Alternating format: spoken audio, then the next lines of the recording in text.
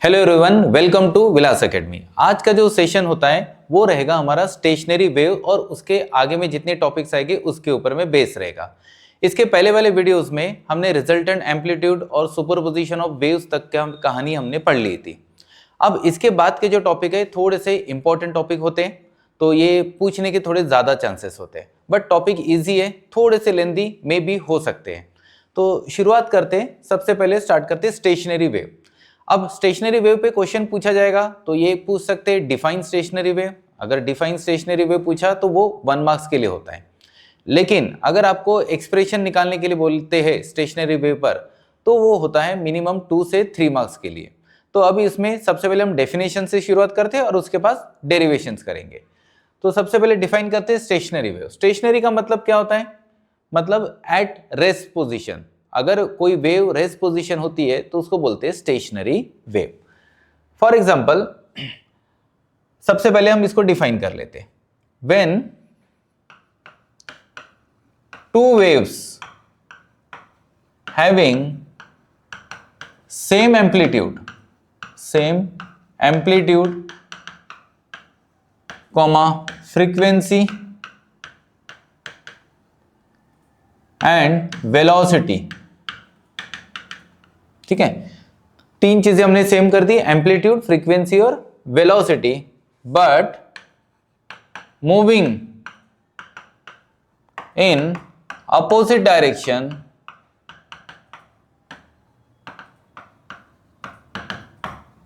Then the resultant wave is form which do not move in any direction is called as stationary wave।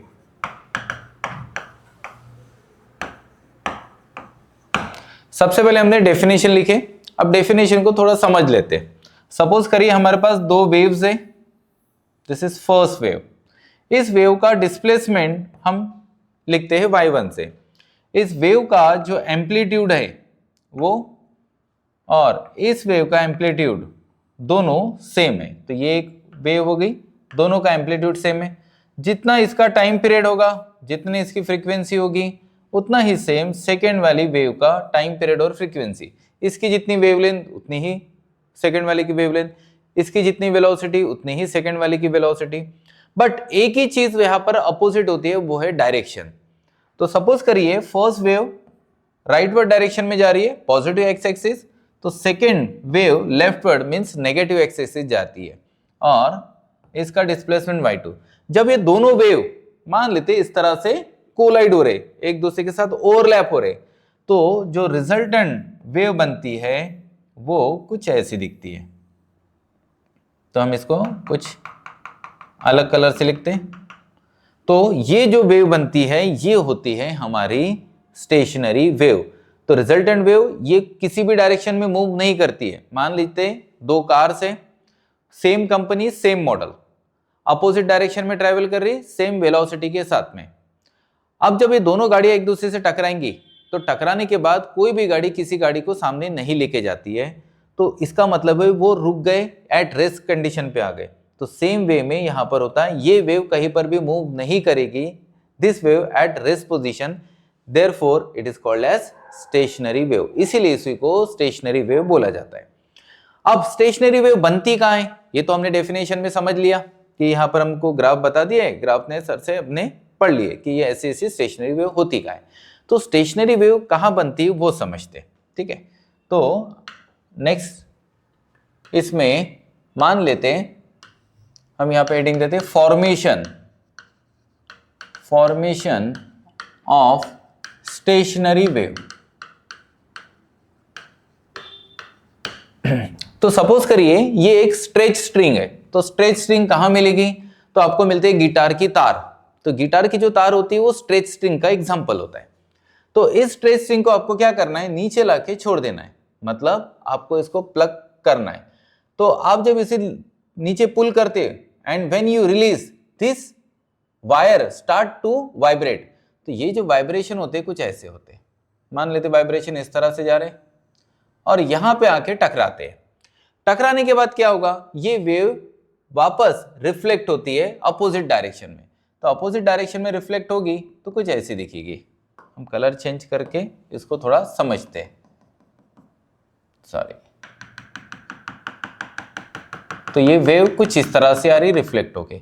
तो देखिए क्या बन गई यहां पर, स्टेशनरी वेव। तो स्टेशनरी वेव बनने के लिए हमारे पास स्ट्रेच स्ट्रिंग होना जरूरी है, तो स्ट्रेच स्ट्रिंग के ऊपर में ये वेव बन जाती है।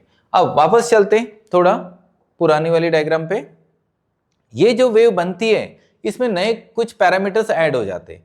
कौन से पैरामीटर ऐड होते हैं, जैसे फॉर एग्जांपल ये जो बेस पॉइंट्स हैं, इस बेस पॉइंट को हम बोलते हैं node, N stand for node. और ये जो अपर पॉइंट्स होते हैं, इन पॉइंट्स को बोलते हैं हम anti node, indicated by capital A. तो हमको यहाँ पर नोड्स और क्या मिल गए, एंटी नोड्स। आपको क्या करना है, अभी हमको इसका एक्सप्रेशन डिराइव करना है और उसके बाद condition for node, condition for anti node वो भी निकालना है। साथ ही साथ में दो नोड के बीच का डिस्टेंस क्या होता है, दो एंटी नोड के बीच का डिस्टेंस क्या होता है, नोड और एंटी नोड के बीच का डिस्टेंस क्या होता है, ये सारा अभी हमको इस डेरिवेशन में करना है। इसके बाद तो सबसे पहले हमने डेफिनेशन समझ ले और यहाँ पर डायग्राम ड्रॉ कर दिए, और नेक्स्ट पेज पे हमने क्या पढ़े, फॉर्मेशन ऑफ स्टेशनरी वेव। अब हमको क्या करना है, यहाँ पर उसका इक्वेशन फाइंड आउट करना है। तो हम यहाँ पे लिखेंगे equation of stationary wave. Simple सा डेरिवेशन है, इक्वेशन ऑफ स्टेशनरी वेव। अब सबसे पहले तो हमको दो वेव को डिफाइन करना है। Consider to waves having same amplitude, amplitude word आना जरूरी है, एम्पलीट्यूड कॉमा फ्रीक्वेंसी, फ्रीक्वेंसी आ गया तो टाइम पीरियड आ जाता है, एंड वेलोसिटी मूविंग, आप वेवलेंथ भी ले सकते हो, कोई फर्क नहीं पड़ता, मूविंग इन अपोजिट डायरेक्शन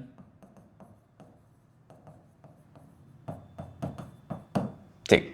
तो ये हमने बता दिया कि दो वेव है, ये पैरामीटर सेम है बट दोनों कैसे जा रही है, अपोजिट डायरेक्शन में। फिर हमको इसके एक्सप्रेशन लिखना है, the equation of the wave moving in positive X direction. मान लो पॉजिटिव एक्स डायरेक्शन में कोई वेव जा रही है तो उसका एक्सप्रेशन कितना होगा, तो y1 is equal to a sine 2 pi nt, positive X direction में जा रहा है इसलिए माइनस एक्स बाय लैम्डा। ये एक्सप्रेशन आपको याद करना है, आपको याद रखना है। अब ओल्ड सिलेबस में ये डेरिवेशन कहाँ से आता था, इसका डेरिवेशन होता था, बट अभी न्यू सिलेबस में आपको डायरेक्ट क्या करना है, इक्वेशन को याद करना है। तो इक्वेशन को हमने याद कर लिया, पॉजिटिव एक्स डायरेक्शन जाना है तो यहाँ पर माइनस आपको पुट अप करना है। एन जो होता है फ्रीक्वेंसी, लैम्बडा आपका वेवलेंथ है, एक्स जो है वो आपका डिस्प्लेसमेंट होता है। उसके बाद the equation of the wave moving in negative x direction. अगर मान लो वेव आपकी नेगेटिव एक्स डायरेक्शन में जा रही है तो y2 कितना होगा, a sine 2 pi nt plus x by lambda. ये दो इक्वेशन आपको याद रखना है, ठीक है। चलिए, ये दोनों वेव यहां पर अपोजिट डायरेक्शन में ट्रेवल कर रही, एक पॉजिटिव एक्स डायरेक्शन में, एक नेगेटिव एक्स डायरेक्शन में। अब क्या करना है, तो हम नेक्स्ट स्क्रीन पे चलते हैं। By principle of superposition, by principle of superposition. Principle of superposition क्या होता है, तो हमने इसके पहले पढ़े कि y इज इक्वल टू कितना हो जाएगा, y1 प्लस y2। चलिए वैल्यू ऐड करिए, तो y is equal to y1 a sine 2 pi nt minus x upon lambda, और प्लस इसके आगे नहीं लिखना, आप भी जब कॉपी में लिखोगे तो यहां तक लिखना, उसके बाद प्लस साइन यहां लिखना, a sine 2 pi N T plus x by lambda. ठीक है, यहां से a कॉमन निकल जाएगा तो y is equal to a common, तो कितना बचा sine 2 pi N T minus x by lambda plus sine 2 pi N T plus x by lambda. ठीक है, जब डेरिवेशन करते तो हर एक टर्म प्रॉपरली रखना है, थोड़ा भी इधर उधर हो गया तो आंसर गलत आ सकता है। चलिए अब यहां पर हम फॉर्मूला लगाएंगे यूजिंग मैथ्स का फॉर्मूला है sine c plus sine d. क्या होता है 2 sine c plus d by 2 into cos c minus d by 2। ये फॉर्मूला आपको याद रखना है, 2 sine c plus d by 2 और cos c minus d by 2। चलिए अप्लाई करिए तो y इज इक्वल टू, ये देखिए ये 2 और ये a बाहर है, कितना मिल जाएगा 2a। उसके बाद फंक्शन लिखना है आपको साइन का, c क्या होगा, ये पूरी टर्म c होती है, ये पूरी टर्म d होगी। तो यहां पे देखो 2 पाई ऑलरेडी दिया हुआ है कॉमन, तो हमने 2 पाई को बाहर निकाल लिया। चलिए c को ऐड करो तो n T minus x by lambda plus n T plus x by lambda and whole term divided by 2। ठीक है, क्लियर हुआ। इनटू कॉस, फिर से 2 पाई बाहर लिख दीजिए, c माइनस डी, c कितना है n T minus x by lambda minus n T minus x by lambda, यहाँ पे साइन चेंज हो जाएगा। ठीक है, and whole term divided by 2। ठीक है, हमने दोनों वैल्यूज रख दिए। उसके बाद तो y is equal to 2a sine 2 pi sine 2 pi, ये देखिए x बाय लैम्बडा यहां से कैंसिल हो जाएगा, n T plus n t, तो ये होता है 2nt बाय 2। ठीक है, इंटू कॉस 2 पाई। अब यहां पे देखिए क्या कैंसिल हो सकता है, तो यहां एन टी और एन टी कैंसिल हो जाएगा, x by lambda minus x by lambda minus x by lambda कितना हो जाएगा माइनस 2x बाय लैम्बडा, और ये 2 यहां पर बचा रहेगा, 2 कैंसिल कर दीजिए तो कितना बच रहा, तो y is equal to 2a sine 2 pi N t into cos 2 pi minus x by lambda. उसके बाद आप लिखोगे let cos of minus theta is equal to cos theta, मतलब जो माइनस साइन है वो एब्जॉर्ब हो सकती है अगर आपका फंक्शन कॉस है तो कितना मिलेगा, तो y is equal to 2a sine 2 pi n की वैल्यू क्या होती है ओमेगा टी होता है इंटू कॉस 2 पाई और ये बनता है x बाय लैम्बडा। अब यहां पर एक सब्स्टिट्यूशन देना है ये और ये टर्म के लिए, let 2a cos 2 pi x by lambda is equal to capital A। Capital A क्या होगा, तो कैपिटल A हम बोलते हैं एम्पलीट्यूड होता है, तो हम इसको बोलते हैं रिजल्टेंट, इसके नीचे लिख देते हैं हम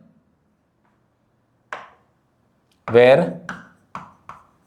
capital A is the resultant amplitude, ये रिजल्टेंट एम्पलीट्यूड होता है। ठीक है, तो therefore y is equal to a और ये टर्म की जगह हम लिखेंगे कैपिटल A और ये होता है साइन ओमेगा टी, तो ये आता है हमारा एक्सप्रेशन। तो यहां लिखेंगे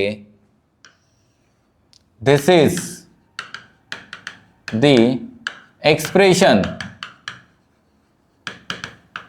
फॉर स्टेशनरी वेव। तो स्टेशनरी वेव का जो एक्सप्रेशन है वो हमको मिल गया, y is equal to a sine omega t. अब यहां तक अगर बोला तो 2 मार्क्स कवर हो जाते हैं, लेकिन आपको कई बार क्या होता है कंडीशन फॉर नोड और एंटी नोड भी पूछ सकते हैं। तो कंडीशन फॉर नोड और एंटी नोड अगर बोला है तो आपको इस डेरिवेशन के आगे भी कंटिन्यू करना है। तो अभी हम देखते हैं कंडीशन फॉर नोड और एंटी नोड कैसे निकालते हैं, तो आगे बढ़ते हैं। तो यहां देखते हैं, लिखेंगे कंडीशन फॉर नोड। तो सबसे पहले तो आपको नोड पॉइंट्स क्या है वो डिफाइन करना पड़ेगा, सिर्फ आप कंडीशन फॉर नोड लिख के काम नहीं चलेगा, तो नोड को डिफाइन करिए। तो हम लिखेंगे nodes are the points on the, कहां बने थे ये स्टेशनरी वेव पर, nodes are the point on the stationary wave where particle has minimum amplitude, particle को जो एम्पलीट्यूड होता है मिनिमम होता है, दैट इज कितना होता है, तो बोलेगा आपने जीरो। देखे हमने जब पहले डायग्राम पढ़े थे उसमें हमने नोड पॉइंट को शो किया है, ये देखिए, तो एम्पलीट्यूड कितना हो जाएगा जीरो, तो इसलिए हमने कैपिटल ए को वहां पर हमने जीरो कर दिए।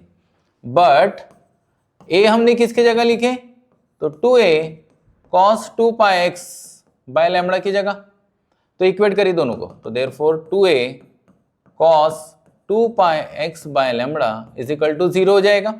ये 2a को उधर भेज दीजिए, तो cos 2πx by lambda is equal to ये कितना हो जाएगा 0। अब 2πx बाय लैम्बडा cos को उधर भेजिए तो कितना मिलेगा, cos इनवर्स ऑफ 0, फिर से cos की वैल्यू 0 पुट अप करिए, बताइए कब कब होती है, तो 2πx lambda that is equal to cos की वैल्यू 0 होती है 90 डिग्री पर, तो ये हम लिखेंगे π/2, तो 1π/2 हुआ, next 3π/2, next 5π/2 and so on. तो ये वो कंडीशन है जहां पर cos की वैल्यू 0 होती है। चलिए अब एक एक को इक्वेट करेंगे। इक्वेटिंग बोथ साइड, दोनों साइड को इक्वेट करिए, ये देखो ये और ये, तो therefore 2πx by lambda is equal to कितना हुआ π/2, यहां से देखिए पाई और पाई कैंसिल हो गए, तो x is equal to lambda ऊपर चला जाएगा और ये आ गया 4, तो लैम्बडा बाय 4, पहली वैल्यू मिल गई x की। अब दूसरी वैल्यू निकालिए, also 2πx by lambda is equal to कितना है 3π/2, 3π/2, फिर से पाई और पाई कैंसिल, तो x इज इक्वल टू ये लैम्बडा उधर चला जाएगा 3 lambda by 4।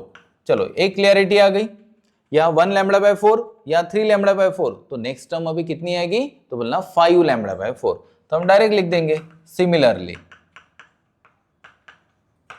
x is equal to 5 lambda by 4। ठीक है, तो अब वैल्यूज पुट अप करिए, therefore x is equal to bracket बनाइए, तो पहली वैल्यू डालिए लैम्बडा बाय 4, नेक्स्ट वैल्यू डालिए 3 लैम्बडा बाय 4 और next value 5 lambda by 4 and so on. तो ये वो पॉइंट्स है स्टेशनरी वेव के ऊपर में जहां पर क्या बनते हैं, आपके नोड्स बनते हैं। ठीक है, तो हम लिखेंगे these are the positions on the stationary wave where nodes are formed, जहां पर नोड्स बनते हैं स्टेशनरी वेव के ऊपर में। तो यह आ गई आपकी नोड की कंडीशन। एक और पॉइंट इसमें ऐड करना है, डिस्टेंस बिटवीन टू नोड्स, दो नोड्स के बीच का डिस्टेंस निकालना है। कैसे निकालेंगे, अपर माइनस लोअर, तो आप ये माइनस ये करिए या तो ये माइनस ये करिए, कोई फर्क नहीं पड़ता। तो कितना आएगा 3 lambda by 4 minus lambda by 4, base दोनों का सेम है, तो 3 लैम्बडा माइनस लैम्बडा 2 लैम्बडा, 2 1 सा 2 2 सा लैम्बडा बाय 2। तो हमको यहाँ पर डिस्टेंस बिटवीन टू नोड्स मिल गया। ठीक है, तो ये कहाँ काम में आएगा, यहाँ नहीं काम के, ये काम के आएगा आपके न्यूमेरिकल्स के लिए। तो न्यूमेरिकल्स के लिए हमको पता होना चाहिए दो नोड्स के बीच का डिस्टेंस कितना होता है, तो हम बोलेंगे लैम्बडा बाय 2। तो ये हो गया नोड की कंडीशन। अब ठीक इसी तरह से जैसे इसको पढ़े उसी तरह से एंटी नोड की कंडीशन निकालते हैं। तो आगे बढ़ते हैं, या हेडिंग देंगे कंडीशन फॉर एंटी नोड्स की कंडीशन। सबसे पहले तो डिफाइन करना पड़ेगा एंटी नोड्स क्या होते हैं, तो हम लिखेंगे जैसे पहले किए थे वैसे, antinodes are the points on the, कहां पर है, तो बोलना स्टेशनरी वेव पर, stationary wave antinodes are the points on the stationary wave where particle has, particle को कितना होगा, तो बोलना मैक्सिमम एम्पलीट्यूड, ठीक है, पार्टिकल को मैक्सिमम एम्पलीट्यूड होगा, दैट इज, तो एम्पलीट्यूड इज इक्वल टू कितना, plus minus 2a। Plus minus 2a कैसे आया, तो रुकिए यहीं पे ड्रॉ करते हैं, ध्यान दीजिए, ये पहली वाली वेव, इसका एम्पलीट्यूड है। अब ये दूसरी वेव थी ना अपनी, इसका भी तो एम्पलीट्यूड a बनेगा, इसका पॉजिटिव में, ये नीचे इसलिए नेगेटिव में, तो plus minus a plus a कितना हुआ, 2a। अब ध्यान में आ गया ये 2a का क्या कंसेप्ट है, तो यहां पर हमने एम्पलीट्यूड बना लिए। बट भाई a की वैल्यू कितनी होती है, तो a की value 2a cos 2 pi x by lambda होती है ना, दोनों को इक्वेट करिए, तो 2a cos 2 pi x by lambda is equal to plus minus 2a, यहाँ से 2a कैंसिल, तो cos 2 pi x by lambda is equal to plus minus 1। चलिए cos को उधर भेजिए, तो 2 pi x by lambda is equal to, इसको हम लिखेंगे cos inverse of plus minus 1। चलिए cos की वैल्यू प्लस 1 कब होती है, वो पुटअप करिए, तो cos की वैल्यू प्लस 1 होती है 0 पर, माइनस 1 पाई पर, फिर 2 पाई, फिर 3 पाई एंड सो ऑन। ये वैल्यूज ध्यान में रखना, ठीक है। अब एक एक को इक्वेट करता, तो हम लिखेंगे इक्वेटिंग बोथ साइड, दोनों साइड्स को इक्वेट करिए, तो कितना मिलेगा, 2 pi x by lambda is equal to 0, तो x is equal to straightforward कर देना 0, ज्यादा सोचना नहीं, क्योंकि बाकी सारी टर्म उधर जाएगी तो 0 ही बनना है, ठीक है, वो छोड़ दीजिए। उसके बाद अल्सो फिर से इक्वेट करिए, 2 पाई x बाय लैम्बडा, देखें 2 pi x by lambda is equal to pi, pi और पाई कैंसिल हुआ, तो x इज इक्वल टू कितना मिला, लैम्बडा बाय 2। लेकिन यहां से मुझे क्लियरिटी नहीं आई है उतनी ज्यादा, तो मैं क्या करूंगा, सिमिलरली वाली टर्म यूज नहीं करूंगा, एक और वैल्यू निकाल लेते हैं x के लिए। Also 2 pi x by lambda is equal to कितना आता है, 2 पाई। चलिए फिर से 2 pi cancel, x is equal to lambda. अब जितना टर्म्स मिले उतनी टर्म्स को नोट डाउन करिए, तो therefore x is equal to, देखिए कितना आ रहा, पहला 0, दूसरा लैम्बडा बाय 2, और तीसरा आता है लैम्बडा एंड सो ऑन। तो ये पोजीशंस मिल गए, तो हम लिखेंगे these are the positions on the stationary wave where antinodes are formed। ठीक है, हमने लिखा है यहां पर these are the position on the stationary wave where antinodes are form, तो जहां पे एंटीनोड्स बनते हैं, तो ये वैल्यू मिली। बट ये हमको ज्यादा ध्यान में नहीं रखना है, हमें क्या ध्यान में रखना है, तो ये वाला point, distance between two antinodes, ये काम का है। चलिए बताइए डिस्टेंस बिटवीन टू एंटीनोड कैसे निकालोगे, हायर माइनस लोअर, कैसे भी करिए, तो lambda by 2 minus 0 that gives you lambda by 2। चलिए अभी यहां पर देखो, डिस्टेंस बिटवीन टू नोड्स कितना निकला था, lambda by 2, distance between two antinodes वो भी कितना मिला, लैम्बडा बाय 2। अब एक और चीज निकाल लीजिए, distance between node and antinode, ये सब न्यूमेरिकल के काम के आएगा आपका। चलिए नोड और एंटीनोड कैसे निकालोगे, तो आप नोड के जो पॉइंट्स है उसमें जाइए, तो पहला पॉइंट यहां पर मिला लैम्बडा बाय 4, तो यहां का फर्स्ट वाला कंसिडर करिए 0।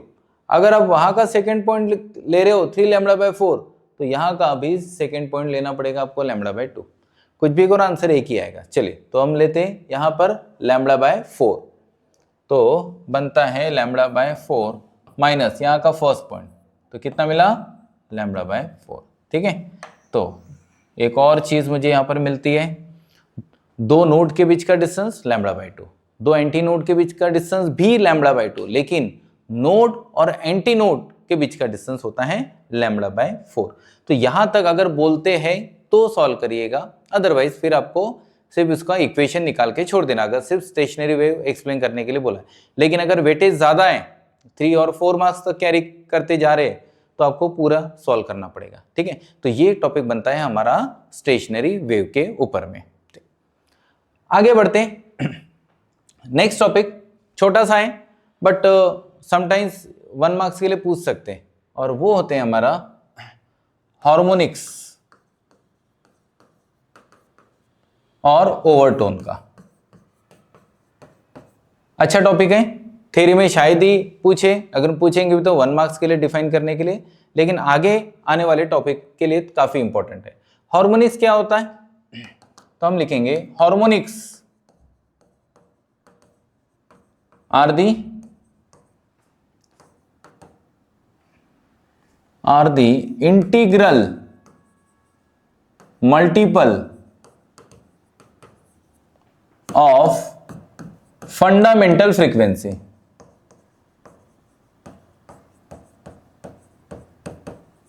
ठीक है, harmonics are the integral multiples of fundamental frequency.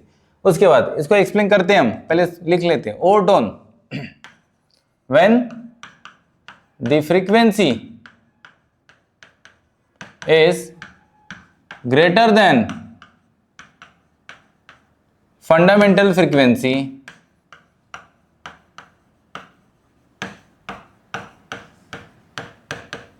then it is called overtone। ठीक है, हार्मोनिक्स के लिए हमने वर्ड यूज किया इंटीग्रल मल्टीपल, किसका, फंडामेंटल फ्रीक्वेंसी का, और ओवरटोन के लिए हमने वर्ड यूज किया when the frequency is greater than fundamental frequency, तब हम बोलते हैं ओवरटोन आता है। अब ये दोनों डेफिनेशन को एक थोड़ा सा एग्जांपल लेके समझते, एकदम आसानी से क्लियर हो जाएगा। सपोज करिए यहां मुझे दिया है फ्रीक्वेंसी, तो यहां मैं लिखता हूं हार्मोनिक्स और मैं यहां लिखता हूं ओवरटोन। अब ये कंसेप्ट आता कब है हार्मोनिक्स ओवरटोन, जब फ्रीक्वेंसी एक से ज्यादा हो जाती है। आज तक हमने जब भी फ्रीक्वेंसी पढ़े वो एक ही फ्रीक्वेंसी पढ़े, लेकिन जब फ्रीक्वेंसी एक से ज्यादा हो जाती है तो हम क्या करते हैं, उसको थोड़ा क्लासिफाई कर लेते हैं, एक सेक्शन बना लेते हैं हार्मोनिक के लिए, एक सेक्शन बना लेते हैं ओवरटोन्स के लिए। बस हम उसी की बात यहां पर कर रहे हैं। तो सपोज करिए फ्रीक्वेंसी दी है हमको N1, N2, N3, N4, इस तरह से देखो एक से ज्यादा फ्रीक्वेंसी हो गई, तो इसे लिखते हम फर्स्ट हार्मोनिक, या इसी को फंडामेंटल फ्रीक्वेंसी भी बोलते हैं। फंडामेंटल मतलब बेसिक फ्रीक्वेंसी। तो फर्स्ट हार्मोनिक ये हो गया, सेकंड हार्मोनिक ये हो गया, थर्ड हार्मोनिक ये होता है फोर्थ हार्मोनिक। देखो इंटीग्रल मल्टीपल मिला फंडामेंटल फ्रीक्वेंसी का, तो आप H लिखा है, हम इसके जगह N1 भी लिख सकते हैं, मतलब 2N1, 3N1, 4N1, कुछ इस तरह से हम लिखेंगे। ओवरटोन क्या होता है, ओवर का मतलब होता है एक्स्ट्रा, ये देखिए ओवर जो लिखा है एक्स्ट्रा। अब एक्स्ट्रा कब होगा, जैसे सपोज करिए हमारी जो भूख है वो 3 रोटी की होती है, लेकिन अगर हमारे पास सपोज करिए 4 रोटी है, तो हम क्या बोलेंगे, हमारे पास कितनी रोटी एक्स्ट्रा है, 1। तो 3 जो हो गई वो फंडामेंटल हो गई, लेकिन जो एक्स्ट्रा आ गई वो होता है ओवरटोन। तो ओवर कब होगा, जब हम बेसिक को क्रॉस करेंगे। तो यहां पर बेसिक में हम ओवर की बात नहीं करते, तो 3 रोटियां मेरी यहां पर एब्जॉर्ब होगी मान लीजिए। अब जो आई है वो होता है ओवरटोन।